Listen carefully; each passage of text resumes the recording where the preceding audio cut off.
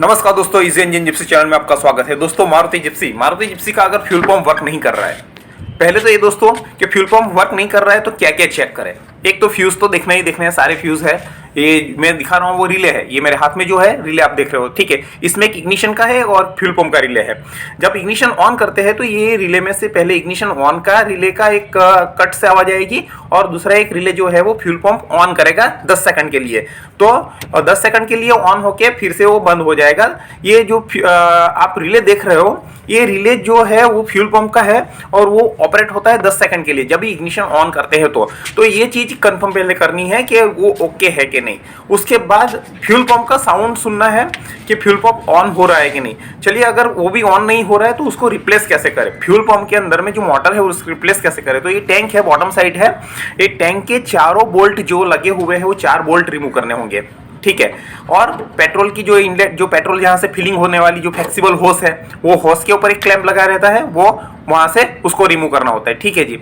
और इसके बाजू में एक वेंट के लिए एक पाइप होती है, वो 2 पाइप रिमूव करनी होती है। उसके बाद ये आप देख रहे हो कि ये फ्यूल फिल्टर है, वो भी बॉटम साइड पे ही लगा रहता है। तो वो जो बॉटम साइड पे जो फ्यूल फिल्टर लगा हुआ है, वो फिल्टर वहीं से उसको वही पाइप पेट्रोल टैंक पे गई होती है। अगर आप फ्यूल फिल्टर रिप्लेस करना चाहते हो तो ये तो वहीं से ही रिप्लेस हो जाएगा। उसके लिए वो टैंक वगैरह रिमूव करने की जरूरत नहीं है। ये टैंक का जो ऊपर, ये जो बॉटम टैंक के ऊपर में उसकी वायरिंग एक लगी रहती है, वहाँ पे एक सॉकेट होता है। तो वो सॉकेट पे तो मतलब वहाँ पे इतना अप्रोच नहीं होता है कि आप हाथ डाल के वो सॉकेट निकाल सको या वहीं पे कुछ कनेक्ट करके चेक कर सको कि सप्लाई आ रही कि नहीं, ठीक है जी। तो टैंक को डाउन करना पड़ेगा। टैंक को डाउन करने के बाद फिर उसको हमें उसको मतलब डिसमेंटल करना पड़ेगा। ऊपर से जो फ्यूल पंप वाली असेंबली है उसको निकालनी पड़ेगी और फिर उसको चेक करना पड़ेगा। कैसे करना है वो मैं बताता हूँ। सबसे पहले चलिए टैंक को डाउन कर देते हैं, टैंक नीचे ले लेते हैं, ओके जी। और क्या होता है कि गाड़ी हम जब स्टार्ट करने जाते हैं तो कभी कभार क्या है कि स्टार्ट नहीं होता। ये जो पेट्रोल की पाइप है ये निकाल दी है, ठीक है। पेट्रोल की और एयर वेंट की पाइप है वो निकाल दी है और उसमें ये जो टैंक तो बाहर आ गई है।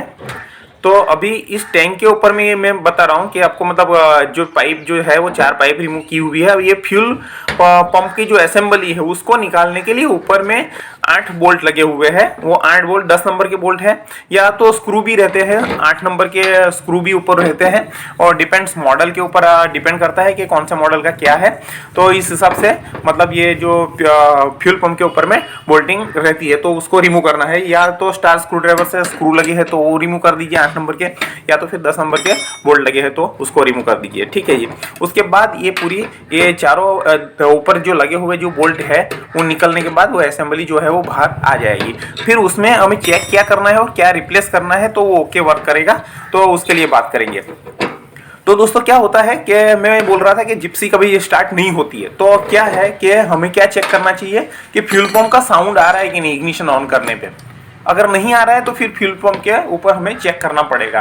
तो एक्चुअली उसको फ्यूल ही नहीं मिल रहा है तो स्टार्ट कहाँ से होगी, तो वो एक चीज़ है। लेकिन फ्यूल पंप क्यों नहीं चल रहा है तो उसके लिए फ्यूज देखना है और रिले चेक करना है।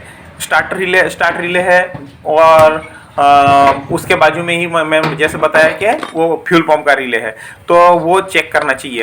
तो उसके बाद अगर वो ओके है तो फिर फ्यूल पंप की साउंड आ रही है कि नहीं वो चेक करनी चाहिए। अगर नहीं आ रही है तो फिर आपको टैंक डाउन करना पड़ेगा। टैंक डाउन करने के लिए 4 पाइप है उसके ऊपर कनेक्टेड, वो निकालनी पड़ेगी। एक पेट्रोल जाने वाली इंजन को, पेट्रोल इंजन से एक रिटर्न लाइन आने वाली 2 पाइप, और एक पेट्रोल फिल करने वाली फ्लेक्सिबल होस, और उसके बाजू में एक वेंट रहती है वो। तो ये देखिए इस तरह से ये फ्यूल पंप जो है वो बाहर आ जाएगा। ये कंप्लीट असेंबली है, ठीक है जी। उसके साथ नीचे फिल्टर भी बॉटम में लगा हुआ है और इसके ऊपर में सप्लाई के लिए एक सॉकेट होती है, ठीक है, वो मैंने रिमूव कर दी है।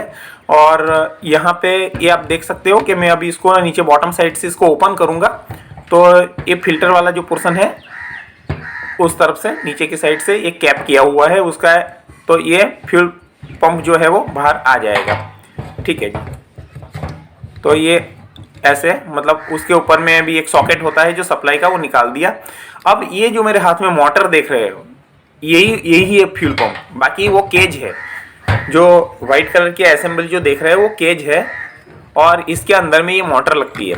अभी दोस्तों ये मोटर जो है मार्केट में अवेलेबल है, 800 रुपीज़ की मिलती है और ये मोटर का सप्लाई ऐसे यहाँ से दी जाती है, ठीक है।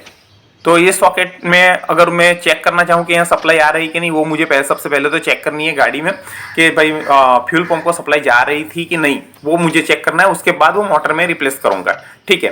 ये देखिए मैंने बल्ब कनेक्ट किया था, बल्ब कनेक्ट करके मैं इग्निशन ऑन कर रहा हूँ तो वो थोड़ी देर के लिए ग्लो हो रहा है। ये तो मुझे मतलब पता चल गया कि उसको सप्लाई मिल रही है। मोटर जो है मतलब फ्यूल पंप जो है वही मुझे रिप्लेस करना है, तो मैं ये फ्यूल पंप लेके आया हूँ, ठीक है जी।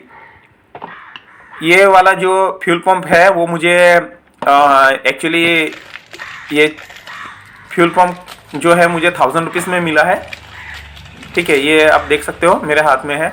बस ये चीज़ मुझे रिप्लेस करनी है, उसको पावर सप्लाई देनी है और वो असेंबली के साथ उसको कनेक्ट करना है। तो ये जो मोटर मेरे हाथ में देख रहे हो, motor as well as pump यही है जो हाथ में देख रहे हो वो, ठीक है जी। तो उसको मुझे रिप्लेस करना है, 1000 रुपीज़ का आया है। तो मैंने जैसे वो एग्जिस्टिंग वाला निकाला है वहीं पे इसको इंसर्ट कर देना है, इंसर्ट करके उसको सप्लाई दे देनी है। बिफोर डेट क्या करना है कि मुझे ये फ्यूल पंप ओके है कि नहीं वो तो चेक करनी पड़ेगी ना, क्योंकि वो चल रहा है कि नहीं, सप्लाई बल्ब तो ग्लो हो गया, लेकिन ये फ्यूल पंप वर्क कर रहा है कि नहीं, वो तो नया वाला जो मैंने कनेक्ट किया वो ओके वर्क कर रहा है कि नहीं, उसके लिए मैं इसको कनेक्ट करके इग्निशन ऑन किया तो देखिए ये घूम रहा है, ठीक है। ये झटका जो लग रहा है ना तो वो घूमना चालू कर लिया है ना। तो इस तरह से मैंने इसको चेक कर लिया। अभी मेरा परफेक्ट हो गया है कि मैं इग्निशन ऑन करता हूँ तो फ्यूल पंप चल रहा है। पहले क्या था, फ्यूल पंप नहीं चल रहा था, अब ये फ्यूल पंप चल रहा है, ठीक है। तो इसको मैं अभी कनेक्ट कर दूंगा असेंबली को और पेट्रोल टैंक में उसको मैं लगा दूंगा, ठीक है जी। ये देखिए मैंने इसको अभी इसमें इंसर्ट कर दिया है यहाँ पे, ठीक है। ये जो असेंबली में दिखा रहा हूँ वो दूसरी कार की है, ये जिप्सी की नहीं है। ये डेमोन्स्ट्रेशन पर्पस के लिए मैंने बताया है। तो जिप्सी में जो है वो मेटल केज है, लंबा वाला केज रहेगा, लेकिन पंप तो यही लगेगा दोस्तों। ये वाला जो पंप जो है वही लगने वाला है। तो उसकी जो प्राइस है 800 रुपीज़ में मिलता है, 1000 रुपीज़ वाला भी मैं लाया हूँ।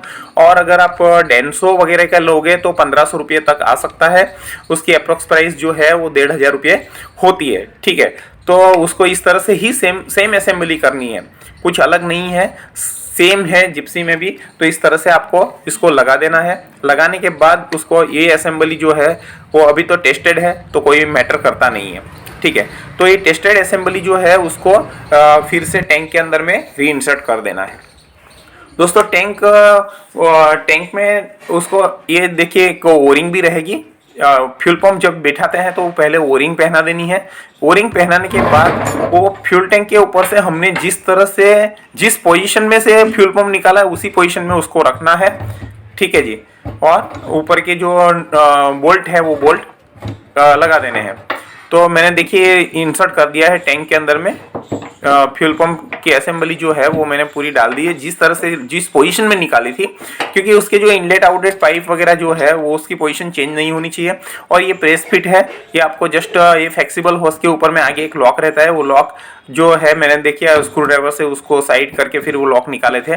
तो इसको समवॉट अभी डालने के लिए तो कुछ करना नहीं है, पकड़ के सीधा इंसर्ट ही कर देना है। तो और एक्चुअली इसको अगर ये लॉक अगर नहीं खुल रहे या लॉक टूट जाता है तो फिर वो डिफ़िकल्ट हो जाएगा दोस्तों। तो खुलने के टाइम पे संभाल के लॉक खोलना है। तो जो ये पेट्रोल की जो लाइन वाला जो लॉक है उसके अंदर में ओरिंग भी रहती है, अगर वो ओरिंग भी निकालने के टाइम पे अगर झटके से निकाला तो ओरिंग उड़ जाएगा, तो फिर आपका वहाँ से पेट्रोल लीक करेगा। जब फ्यूल पंप इग्निशन ऑन करोगे या गाड़ी स्टार्ट करोगे उस टाइम पे फ्यूल पंप रनिंग होगा और वो प्रेशर से फेंकता है पेट्रोल। तो ओरिंग अगर लगाने के टाइम पे अगर ओरिंग मिस हो गया है तो वहीं से पेट्रोल लीकेज होगा, स्पिलेजेस आएगा। तो ऐसा ना हो कि अंदर का ओरिंग चला जाए। तो उसको ठीक से आप मतलब उसको इंसर्ट करना है, उसको मतलब ओरिंग वहाँ पे है वो कंफर्म करके फिर बाद में उसको वहाँ पे वो पाइप को इंसर्ट कर देनी है, ठीक है दोस्तों। ये मैं अभी सारे बोल्ट ऊपर के कस देता हूँ और बाद में टैंक जहाँ जैसे मैंने निकाला वैसे ही 4 बोल्ट लगा देनी है। और वो चारों पाइप, एक तो पेट्रोल फिलिंग वाली और एक वेंट पाइप, वो 2 हो जाएगी। और इंजन को पेट्रोल सप्लाई करने वाली जो फ्यूल फिल्टर से होके जाती है वो वाली पाइप, और एक रिटर्न लाइन की ऐसी 4 पाइप मुझे कनेक्ट करनी है। जिस तरह से मैंने निकाली थी, तो हर एक पाइप के ऊपर में एक क्लैंप रहता है, मेटल का क्लैंप, वो प्लायर से दबा के आपको खोलना है। और पेट्रोल फिलिंग वाली जो है उसके ऊपर भी एक क्लैंप रहता है, वो क्लैंप को आप चाहे तो स्क्रू ड्राइवर से वगैरह से खोल सकते हैं आप। I hope so this video useful to you. आपका दिन शुभ रहे। धन्यवाद। जय हिंद।